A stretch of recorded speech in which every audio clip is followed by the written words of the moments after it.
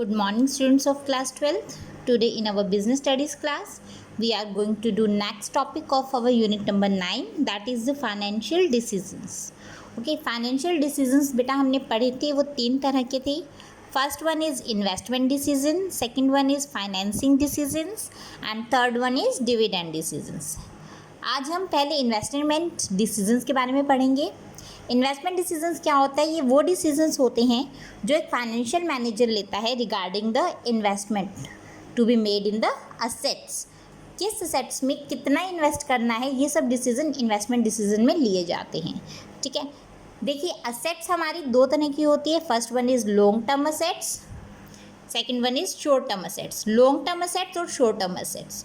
अब long term investment decision में हम ये डिसाइड करते हैं कि हम लॉन्ग टर्म असेट्स में कितना इन्वेस्ट कर सकते हैं. इसको इन्वेस्ट करने से पहले एक फाइनेंशियल मैनेजर अलग अलग जो अल्टरनेटिव उसके पास मौजूद हैं उनको देखता है, उनकी कंपैरेटिव स्टडी करता है और जो बेटर उसको प्रॉफिटेबिलिटी प्रोवाइड करता है और कम कॉस्ट पे प्रॉफिट्स प्रोवाइड करता है उसको ही सिलेक्ट करता है.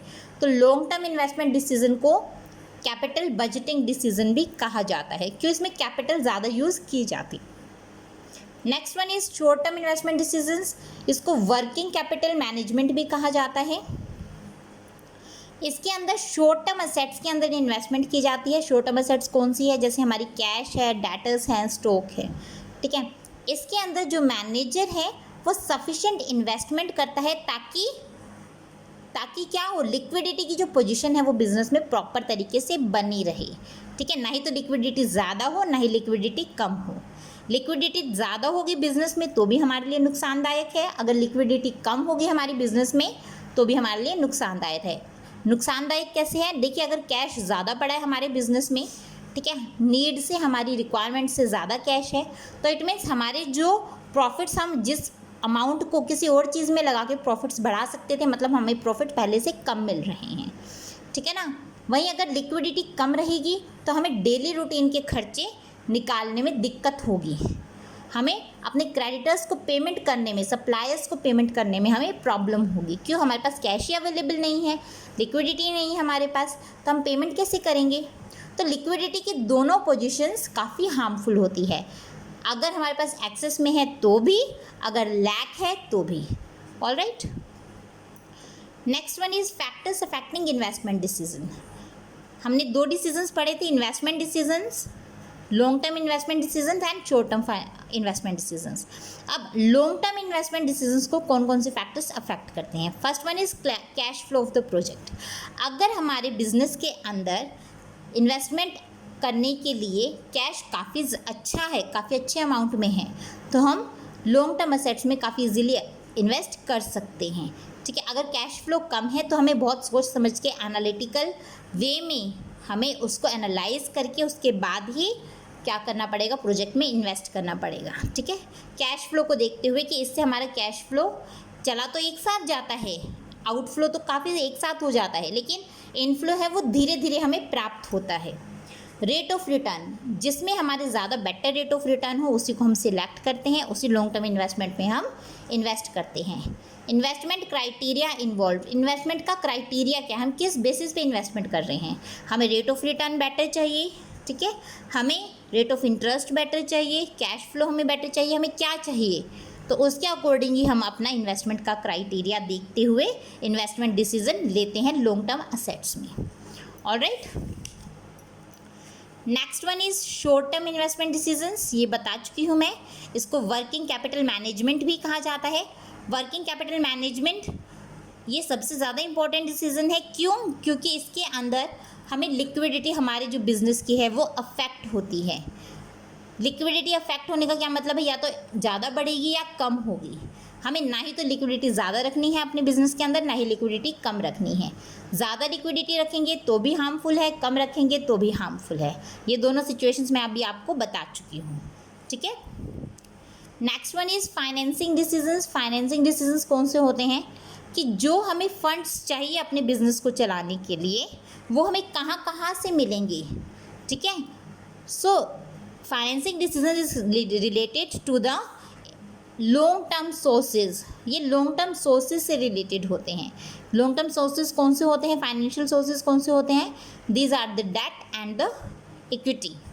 डेप्ट और, वैसे तो हम प्रॉपर एनालाइज करके डेप्ट और इक्विटी का एक प्रॉपर कॉम्बिनेशन देते हैं, एक रेशियो लेते हैं कि इस रेशियो में लेने से हमें क्या होगा, ज़्यादा से ज़्यादा बेटर प्रॉफिट्स कमाए हमारे जा सकते हैं। लेकिन कई क्या होते हैं, इंस्टीट्यूशंस होती हैं, वो क्या करते हैं, सिर्फ डेप्ट कैपिटल को यूज़ करती हैं। क्यों, डेप्ट कैपिटल को यूज़ करने से जो डिबेंचर होल्डर्स हैं उनको हमारे जो बिज़नेस है उस पर कंट्रोल का राइट नहीं मिलता। हमारा बिज़नेस है वो हम खुद ही कंट्रोल कर सकते हैं। लेकिन अगर हम इक्विटी कैपिटल यूज़ करते हैं उसके अंदर हमें क्या है, इक्विटी में हमें कोई प्रॉपर अमाउंट में डिविडेंड देना नहीं होता, और इसमें भी बिल्कुल अगर प्रॉफिट्स बचते हैं लास्ट में सबको पेमेंट करने के बाद, उसमें से ही उनको डिविडेंड प्रोवाइड किया जाता है। तो इसमें कोई ऑब्लिगेशन नहीं होता इक्विटी शेयर होल्डर्स को डिविडेंड पे करने के तौर पे। ऑलराइट, तो इस वजह से हम क्या करते हैं, इक्विटी शेयर होल्डर को भी प्रेफरेंस देते हैं। तो डेट कैपिटल और equity share holders, equity capital, इन दोनों को ही हम क्या करते हैं, एक प्रॉपर कॉम्बिनेशन इनका लेते हैं जिससे हमारी जो कॉस्ट है वो कम से कम रहे और प्रॉफिटेबिलिटी सबसे ज़्यादा रहे। ओके, फाइनेंसिंग डिसीजंस को अफेक्ट करने वाले कौन कौन से फैक्टर्स हैं।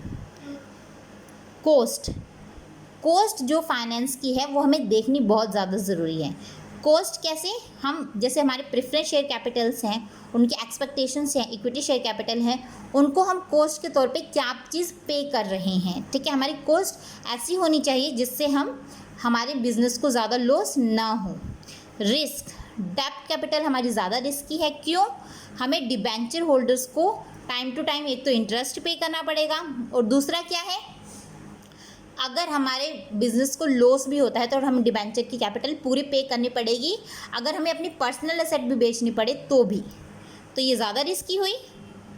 फ्लोटेशन कॉस्ट, फ्लोटेशन कॉस्ट क्या होती है, जिसके फ्लोटेशन कॉस्ट हमारी वो कॉस्ट होती है जो हमारे बिजनेस को लगातार चलते हुए बिजनेस में हमें पड़ती है। ठीक है, मतलब हमने शेयर्स इशू किए हैं, उसमें जो कॉस्ट आई है, अंडर राइटर को कमीशन दिया है, these all are the flotation cost. Prospectus issue किया है, वो सब फ्लोटेशन कॉस्ट होता है। ठीक है, फ्लोटेशन कॉस्ट के अगर हम तरीके से देखें तो रिटेन्ड प्रॉफिट, जो हमारा हमने जो प्रॉफिट्स कमाए हुए हैं वो हमारा सबसे ज़्यादा बेटर सोर्स रहता है। ठीक है, तो इसी को ही हमें सोर्स ऑफ फाइनेंस बनाना चाहिए। Cash flow position, cash flow की पोजीशन कैसी है, अगर कंपनी की कैश फ्लो की पोजीशन अच्छी है तो इंटरेस्ट हम इजीली पे कर सकते हैं, तो हम डिबेंचर्स को ज़्यादा लेंगे और इक्विटी को कम लेंगे। ठीक है, ऑन द अदर हैंड अगर कंपनी की कैश फ्लो की पोजीशन अच्छी नहीं है तो इक्विटी को हम क्या करेंगे, ज़्यादा लेंगे और डेप्ट को कम लेंगे। Okay, level of fixed operating cost, fix operating cost का लेवल कैसा है।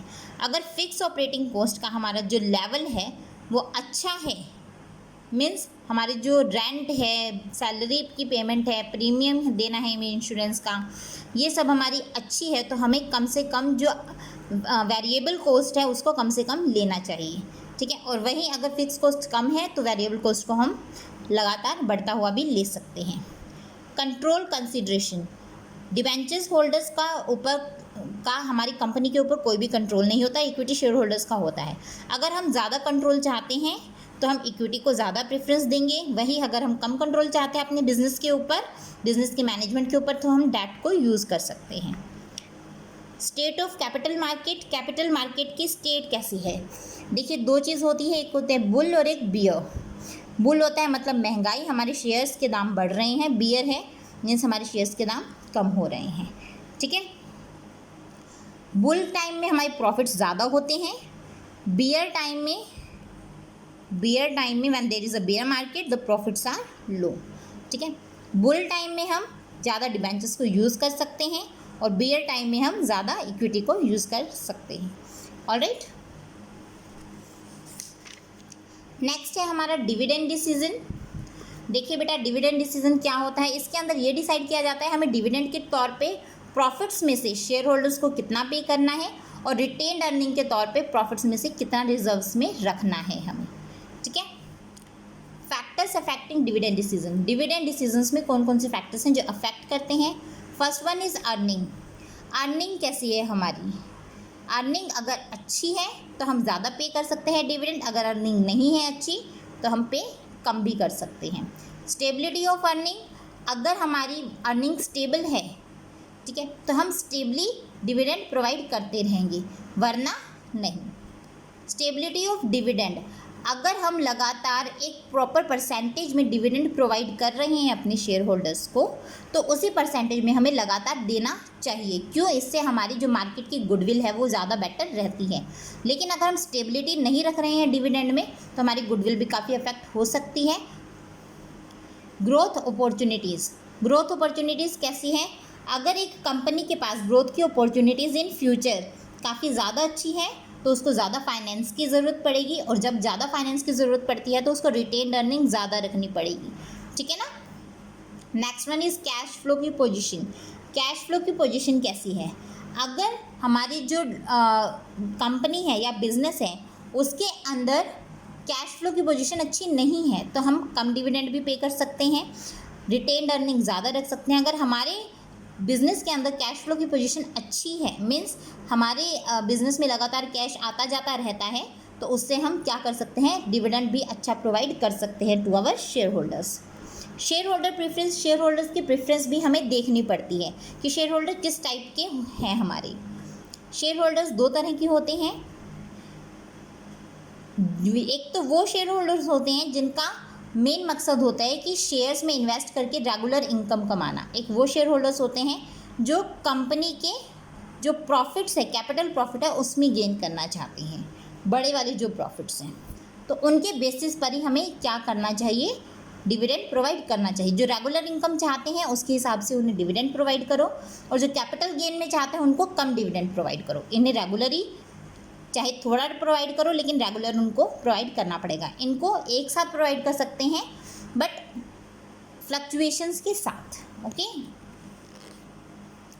Taxation policy, taxation